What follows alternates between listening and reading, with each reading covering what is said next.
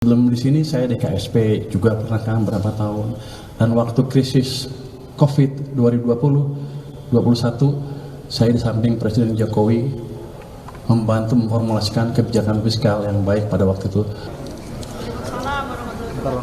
Ini langsung aja ya. Temenannya saya jawab, saya dikasih ini saya nggak bisa jawab juga kalau baca ini. Terima kasih banyak Pak. Dia mau dikte saya. Wih, dikte gue loh. Gimana? Pertanyaan apa? Saya jawab aja pendek. Pak, rencana untuk Pertama, saya baru tahu tadi jam 1:30 kali, jadi belum banyak pikiran. Tapi pesan Presiden adalah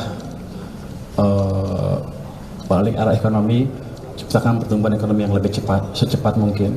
Itu yang akan kita kerjakan ke depan. Saya akan melihat di keuangan ada apa, instrumen apa yang masih bisa kita optimalkan. Di situ akan kita maksimalkan supaya ekonominya jalan lagi.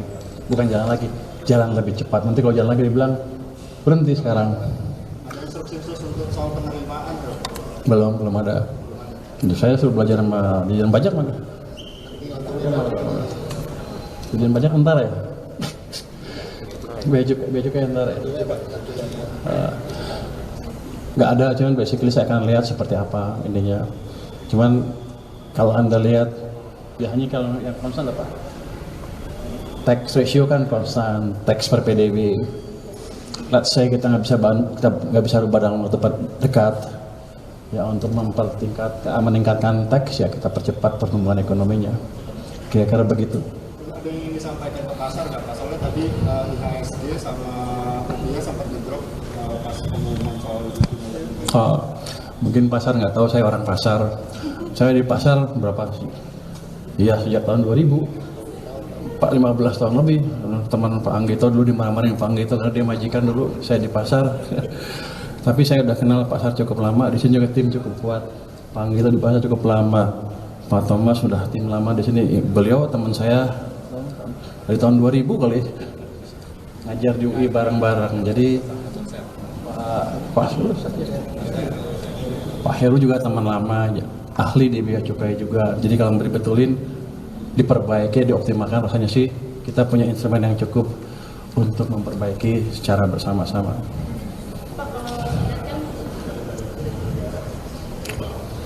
Belum ada. Kayaknya suka-suka saya kelihatannya. Saya tanya, Pak gimana Pak? Boleh nggak saya berabrik? Gitu kira-kira. Saya nggak tahu karena saya baru, itu kode boleh apa enggak.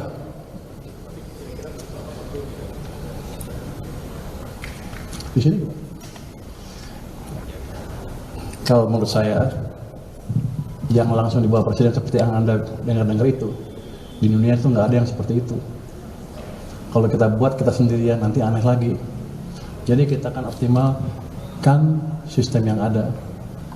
Biasanya kalau kejelekan pemimpin baru gini, kalau ada pemimpin baru yang lama diobrak-abrik, buat baru lagi, soalnya mau bikin tonggak baru gitu kan. Saya nggak akan seperti itu approach-nya adalah syarat yang ada, saya optimalkan sehingga sistem bisa bekerja dengan optimal. Yang jalan-jalan, yang berhenti-berhenti kita optimalkan. Yang udah jalan kita percepat lagi. Jadi semuanya mesinnya bukan mesin baru, ini mesin lama tapi kita buat lebih bagus lagi ke depan. Ini orang pintar-pintar semua.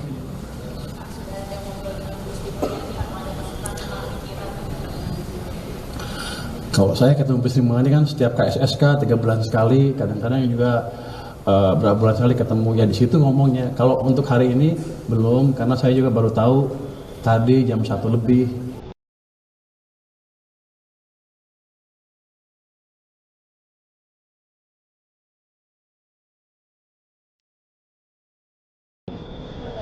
Untuk masih pakai jas kalau enggak.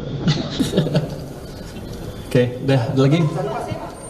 Kan kalau Bapak memang sudah malam bintang Pak di pasar keuangan, tapi kalau untuk sisi fiskal sendiri kan memang ini baru Pak. Kalau untuk Bapak sendiri seberapa akan belajarnya berapa lama sih Pak? Karena kan kesehatan fiskal kita juga akan mantap Pak di tahun. Anda dari mana? IDN Times Pak. Gimana? IDN Times. Anda nggak pernah tahu saya di mana ya? Iya Pak. Sebelum di sini saya di KSP juga pernah kan berapa tahun, dan waktu krisis COVID 2020-21 saya di samping Presiden Jokowi membantu memformulasikan kebijakan fiskal yang baik pada waktu itu, bukan dari anggarannya aja tapi cara mengelola uang pada waktu Jadi kalau Anda bilang saya nggak pengalaman, salah besar. 2008 saya bantu Pak SBY, saya think tanknya SBY. 2015 saya ke KSP, bantu Pak Jokowi waktu itu melambat, kita balikan dengan cepat. Habis itu saya keluar, 2020-2021 mau runtuh lagi, masuk lagi ke sana.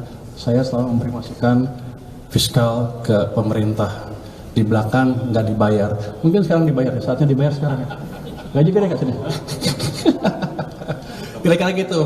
Jadi saya udah kenal lama dengan fiskal, dengan ini ahli fiskal kita Pak Suhasil. Jadi saya nggak akan terlalu gampang, saya nggak perlu waktu untuk belajar lagi.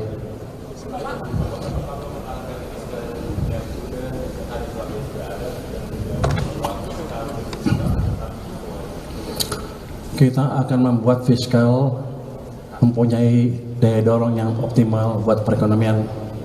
Saya buat fiskalnya sehat, tapi kalau nggak dibelanjain juga ekonominya nggak jalan, runtuh juga nanti ekonominya.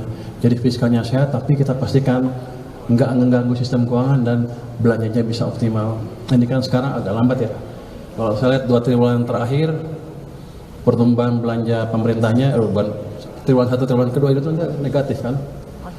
Itu nggak tahu salahnya di mana, efisiensi apa bukan, tapi yang jelas itu memberi dampak negatif ke perekonomian karena pertumbuhannya melambat dari situ. Saya ahli fiskal, jadi saya ngerti betul fiskal yang perlu seperti apa. Anda mau belajar?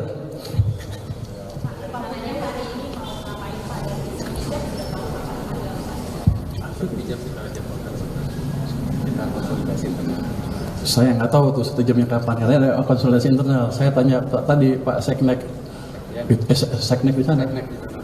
Itu udah punya saya, udah punya lu katanya. Tapi enggak, kita akan kulonulundu dengan Ibu Sri Mulyani.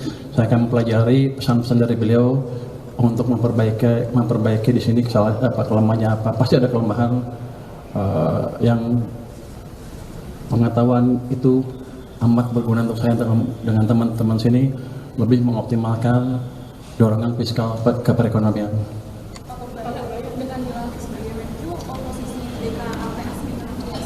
Jadi saya sudah resign ketika saya dilantik jadi Menkyu. Tadi sebelum hari ini ya. Kosong, tapi nanti ada PJS. Nanti ada di sini. Luki mana Luki? Nah, beliau salah satu calon pejabat sementaranya. Karena saya di sini, kalau sana kosong saya suruh aja dia ke sana. Tapi di sana masih ada anggota DK yang lain yang bisa mengcover pekerjaan ketua LPS. Siapa? Ada kedekatan dengan Pak Luhut. Pak Luhut. Saya dekat dengan Pak Luhut, saya dekat dengan Pak Hatta, saya dekat dengan Pak SBY, saya dekat dengan Pak Sete, saya dekat dengan Pak Jokowi, saya dekat dengan semua yang membantu membangun negara. Jadi saya ikut di situ.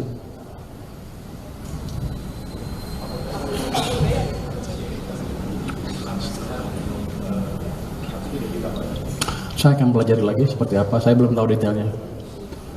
Kalau untuk proses ini Pak, RAPBN 2026 ini flow-nya gimana nanti Pak? Kayak Bapak kan baru kan maksudnya kayak diganti nanti.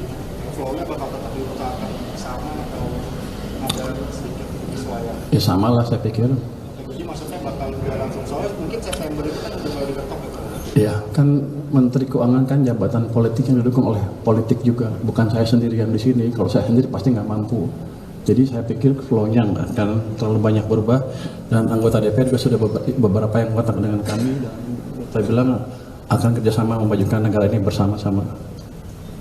Download Tribun X sekarang, menghadirkan lokal menjadi Indonesia.